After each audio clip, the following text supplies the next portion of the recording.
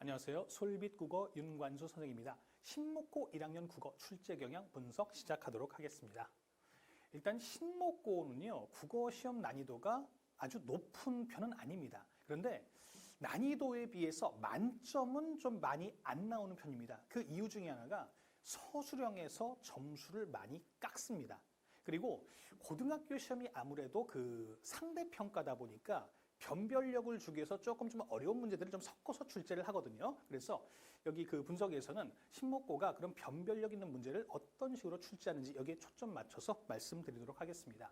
자, 첫 번째는요. 수능 개념 적용 문제가 되겠는데요. 여기서 수능 개념이라는 게 수능 국어 선택지에 나오는 문학 개념들이 내신 선택지에도 나온다는 점입니다. 자, 여기 보시면은 화자의 시선이 이동함에 따라 시상이 점층적으로 고조된다. 대조적 시어. 그리고 여기서 다양한 이미지 구체화, 그리고 어조의 변화. 근데 문제는 학교 수업에서 이런 선택지 용어들을 다 수업을 해주느냐? 그건 아닙니다. 보통 이 정답 선택지에 대한 거는 보통 선생님들이 수업을 잘 해주십니다. 그런데 오답 선택지에 나온 내용은 수업을 안 해주시는 경우가 많이 있거든요. 그래서 우리 학생들이 이런 수능 국어를 공부를 안 해서 이런 용어들을 잘 모른다 하면은 선택지를 고를 때 어려움을 겪을 수밖에 없습니다. 여기 2번 문제도 마찬가지죠. 음보를 규칙적으로 사용해서 특정한 어미를 반복해서 이런 용어들, 이런 용어, 사실 국어 시험에서 특히 문학 파트에서 문제를 틀린 이유는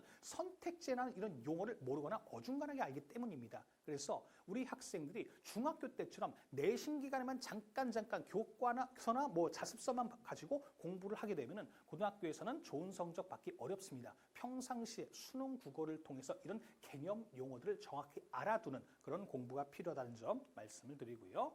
자, 두 번째는 외부 작품을 활용하는 문제. 이거는 뭐 신목고뿐만이 아니라 모든 고등학교의 특징입니다. 자, 그 신목고 내신 단원 중에서 정지용의 향수라는 작품이 있었는데요. 그 정지용의 고향이 관련 작품으로 출제가 됐습니다. 여기서 외부 작품이라는 거는 교과서에 나오지 않고 그리고 학교 수업 시간에 다루지 않은 작품들이란 얘기인데요. 신목고는 특이한 점이요.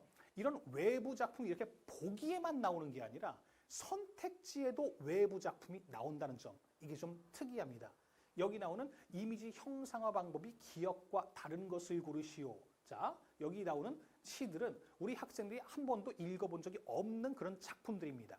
그래서 우리 학생들이 그럼 이런 문제를 풀기 위해서 어떤 대비가 필요하냐? 역시 수능 국어 공부가 필요합니다. 수능 국어는 범위가 있는 시험이 아니기 때문에 수능 국어를 공부한다는 것은 낯선 작품에 대한 적응, 훈련이라고 볼 수가 있겠죠. 그래서 평상시에 이렇게 수능 국어를 통해서 낯선 작품을 분석하는 연습이 잘 된 학생들은 이런 문제를 풀 때 크게 어려움을 겪지 않습니다. 하지만 교과서만 본 친구들, 자습서만 본 친구들은 이런 문제를 풀 때 어려움을 겪을 수밖에 없겠죠.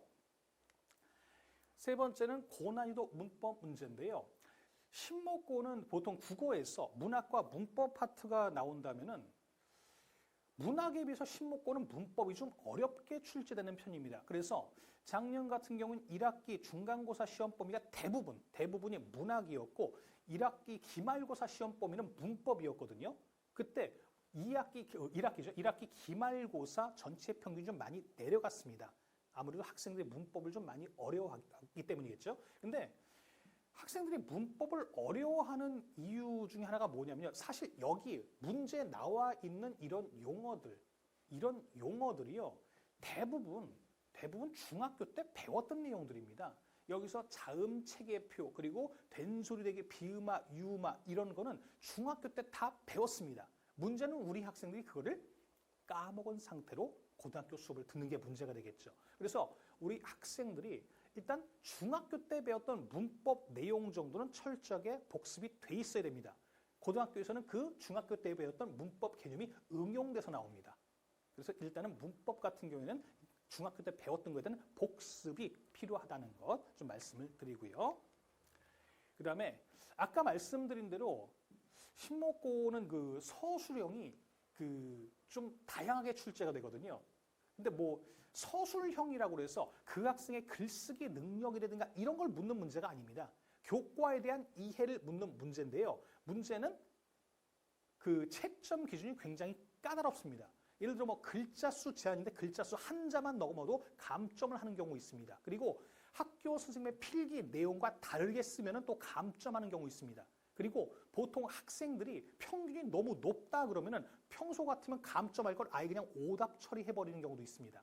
그래서 서술형 문제라고 해서 그 학생의 글쓰기 능력을 측정하는 게 아니라 어떻게 보면 이거는 본문 내용, 교과 그 내용을 얼마큼 꼼꼼하게 기억하고 있는가, 그거를 그리고 여기서 문제에서 말한 조건대로 정확히 쓸 수 있는가, 그거를 측정하는 그런 문제입니다. 그래서 일단 서술형이라고 해서 크게 당황할 건 없지만 기본적으로 교과를 꼼꼼히 공부하는 거, 그리고 여기 문제 나오는 조건, 그리고 그 문제의 조건은 보통 학교 선생님이 수업 시간에 얘기해 주시는 경우가 많이 있거든요. 그걸 잘 기억하고 여기서 답안을 쓰는 게 중요하다는 점 말씀을 드리겠습니다. 자, 그리고 어휘 문제가 나오는데요. 그 신목고가 사용하는 비상 박영민 교과서는요, 단원이 끝날 때마다 어휘 정리가 나옵니다. 여기 그 다 나와 있는 내용인데요. 문제는 이게 똑같이 나오는 게 아니라 좀 다르게 나옵니다. 일단 여기서 어휘 정리에 들어오다라는 어휘가 있었습니다. 근데 여기 보기에서 보시면 이게 1학기 중간고사 시험에서 오답률이 굉장히 높았던 문제였는데요. 여기 나오는 예문들이 어디 나온 거냐면요. 국립국어원 홈페이지 거기에 예문으로 나오는 겁니다. 그래서 교과서에 있는 어휘를 국립국어원 홈페이지에 나와 있는 그 예문을 바탕으로 응용해서 출제를 한 거거든요. 그래서 우리 친구들이 이런 어휘 문제 같은 경우에는 그 보통 학생들이 어휘 공부 그러면 영어만 생각하는데 평상시에 국어도 어휘 공부가 필요합니다. 어휘력이 갖춰 있는 친구들이 아무래도 이런 문제를 풀 때 유리할 수밖에 없겠죠. 자, 정리하겠습니다. 그럼 이제 이런 시험을 우리 학생들이 어떻게 공부를 해야 시험을 잘 볼 수가 있는가? 요약해서 말씀드리면요, 일단 수능 국어를 평상시에 공부를 해야 된다는 겁니다. 자, 여기서 개념학습, 수능 국어에 나오는 개념이 내신에 나옵니다. 그리고 수능 국어를 통해서 낯선 작품 훈련이 필요하고 그런 수능형 문제도 풀어봐야 되고요. 그리고 우리 학생들이 좀 갖춰야 될 그 습관 중에 하나가 선택지를 고를 때 자기 주관대로 고르는 게 아니라 정답의 기준을 지문에서 찾는다는 생각으로 문제를 푸는 그런 습관이 필요하고요. 그리고 서술형 문제 같은 경우에는 결국은 그 학생의 글쓰기 능력을 묻는 게 아니라 교과에 대한 핵심 키워드를 얼마나 잘 이해하고 있느냐 문제였거든요. 그래서 내신 기간에는 여기 중심 키워드는 꼼꼼한 암기 필요하다는 점 말씀드리겠습니다. 자, 우리 학생들이 이렇게 열심히 공부해가지고요. 고등학교 입학해서 좋은 국어 성적 얻기를 바라겠습니다. 자, 이상입니다. 마치겠습니다.